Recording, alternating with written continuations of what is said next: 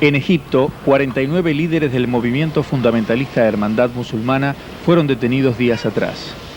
Los miembros de esta proscripta organización asistían por primera vez en 30 años a un ensayo de cortejo militar. Luego de ser detenidos, fueron llevados en 3 camiones militares al desértico campamento armado de Haisteb, al norte del Cairo. El grupo estaba integrado por abogados, parlamentaristas, profesores universitarios, estudiantes de religión, doctores e ingenieros. La Hermandad Musulmana fue la organización que se adjudicó en 1981 el asesinato del presidente Anwar el-Sadat, el primer líder árabe que firmó la paz con Israel. No se les permiten participar de las elecciones, aunque sus miembros pueden postularse como independientes o bajo el paraguas de los partidos reconocidos de la oposición. Este año planean contar con 94 candidatos para ocupar las bancas parlamentarias que se disputan en octubre.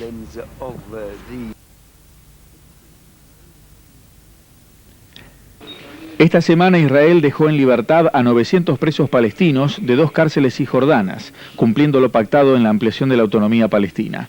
Pero otros 300 reclusos, que también debían ser liberados, se negaron a salir en protesta, ya que a 4 mujeres encarceladas no les fue otorgada la amnistía. El acuerdo pautaba que se dejarían en libertad a todas las presas, pero Israel se niega a concederles el perdón a esas 4, ya que están involucradas en ataques contra ciudadanos israelíes. Previamente a ser dejados en libertad, se les exigió a los detenidos firmar una declaración a través de la cual se comprometen a no volver a participar en actos terroristas. Paralelamente, la plana mayor del Fatah, principal facción de la OLP, envió cartas a los presidentes Weizmann, Clinton, Mubarak y el rey Hussein, exigiendo que esas mujeres detenidas sean dejadas en libertad. Aún permanecen en las cárceles israelíes alrededor de 6.000 reclusos. Otro avance en la ampliación de la autonomía fue la entrega de varias oficinas militares de Israel a la Autoridad Nacional Palestina. Personal militar israelí comenzó a desocupar los edificios de su administración en los poblados de Karbata, Yatta y Kabatía, en Cisjordania. El compromiso firmado por Israel con la OLP en Washington sobre la entrega de territorios impone al Estado judío el traspaso del control de 6 ciudades y parte de una 7ª, y también de 450 aldeas, poblados y campos de refugiados a la policía palestina. En Jerusalén, cientos de manifestantes de derecha marcharon con ovejas por el centro de la ciudad en protesta contra el acuerdo de paz firmado con la OLP. Los militantes, pertenecientes al grupo Zuartzeinu, que significa "Esta es nuestra tierra", sostienen que la protesta busca advertir a los judíos de no ser llevados como rebaño al matadero. Algunos de los manifestantes llegaron a comparar el peligro que ellos advierten de esa negociación con el holocausto vivido en la Alemania nazi. La singular manifestación bloqueó la principal calle del centro de la capital, produciendo un fuerte congestionamiento del tránsito. En medio del caos, la policía despejó de la calle tanto a los militantes como a las ovejas.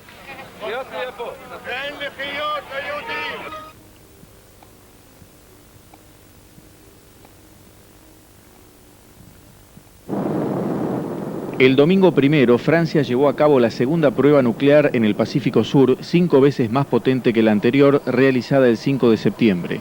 El test, implementado esta vez en el atolón de Fangataufa, forma parte de una serie de entre 6 y 8 pruebas que Francia tiene planeado ejecutar. Las condenas en varias partes del mundo fueron inmediatas. En Tahití, el diputado por el Partido de la Independencia, Nelson Hortas, sostuvo que ese domingo fue un día de duelo. La vocera de Greenpeace, Lynette Torstensen, denunció el test como un verdadero atropello. En Australia se organizaron manifestaciones mientras su primer ministro, Paul Keating, condenaba la acción. El primer ministro de Nueva Zelanda, Jim Bolger, sostuvo que los ciudadanos de su país se sienten realmente ultrajados. También hubo manifestaciones ante las embajadas francesas de Canberra y Japón.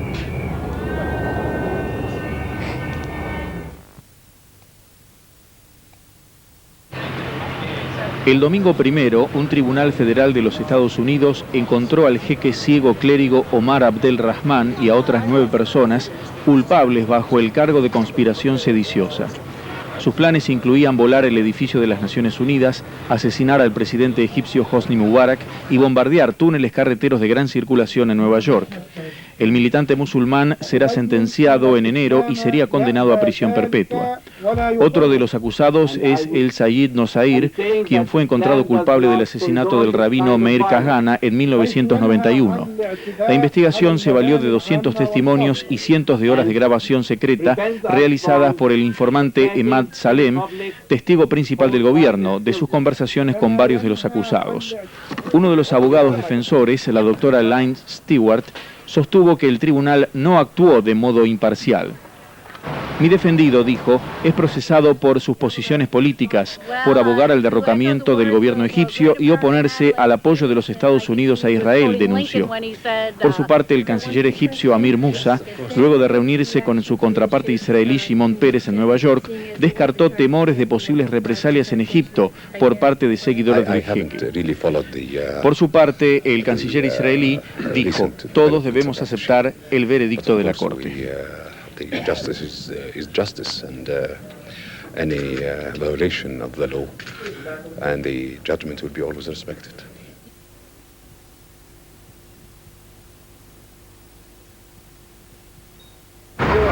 El primer criminal de guerra nazi acusado en Inglaterra, Shimon Serafinovich, deberá enfrentar una audiencia preliminar en enero donde se decidirá si será llevado a juicio. Serafinovich, de 84 años, es acusado por el asesinato de 2 judíos en octubre y noviembre de 1941 en la ciudad soviética de Túretsk, entonces ocupada por Alemania.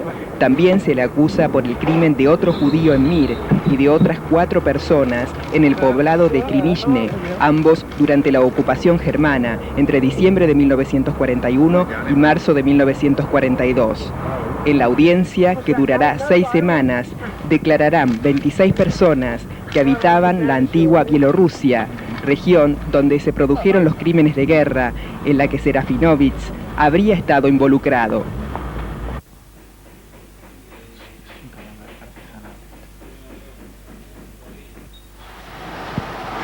Los elefantes Tai y sus guardianes, prohibidos en las atestadas calles de Bangkok desde hace 6 meses, comenzaron a desafiar el orden, retornando lentamente hacia el bullicio de la ciudad. Las autoridades locales dijeron en marzo que los elefantes se han convertido en el factor que más problemas produce en el tránsito y que deben estar fuera del poblado, o de lo contrario, sus propietarios deberán afrontar una multa equivalente a $20 como mínimo. Al comienzo la prohibición era respetada, pero en las últimas semanas han vuelto a Bangkok desde el campo. Un dueño de elefante dice que en la ciudad hay más facilidad para conseguir alimentos. La gente es más generosa aquí, compran comida para mi mascota, declaró agradecido. Explicó que tanto para él como para su animal, la vida en el campo está siendo cada vez más dura a raíz de la deforestación y que él no es el único que escapa de esas dificultades.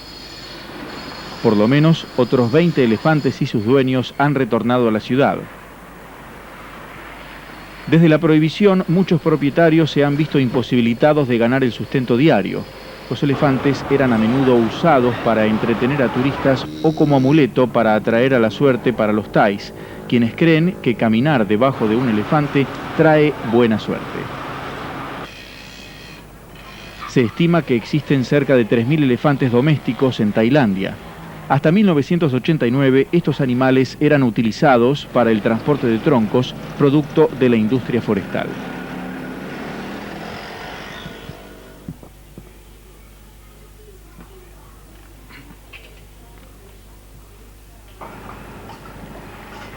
El martes 26, comandos franceses capturaron otra embarcación de la organización ecopacifista Greenpeace cerca de la zona de pruebas nucleares en el Pacífico Sur.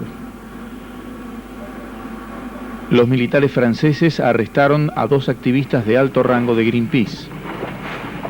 La patrulla subió a bordo del queche Vega, de 13 metros de largo, desde 2 botes de goma inflables, lanzados desde un buque de guerra, inmediatamente después que el yate entró en la zona de exclusión alrededor del atolón de Mururoa. Junto a los veteranos activistas arrestados, uno de ellos, el fundador de Greenpeace Internacional, David McTaggart, se encontraban a bordo 21 polinesios, quienes reclamaban por su territorio. En una entrevista difundida el último mes, McTaggart declaró que la democracia en Francia no está funcionando porque el 68% de la población no quiere estas pruebas y un país, Estados Unidos, está ganando millones de dólares produciendo armas. McTaggart afirmó que lo menos que puede decirse es que esto es repugnante. La vocera de la organización ecologista Lynette Torstensen confirmó la confiscación y agregó que el Vega es el primer barco antinuclear de Greenpeace. La teniente coronel francesa Annie Grimal dijo que la tripulación del Vega fue detenida en Mururoa debido a que se dirigía hacia Tahití. Francia declaró una moratoria de las pruebas nucleares en 1992, las reanudó este último mes, causando fuertes disturbios, especialmente en Tahití, manifestaciones y una condena mundial.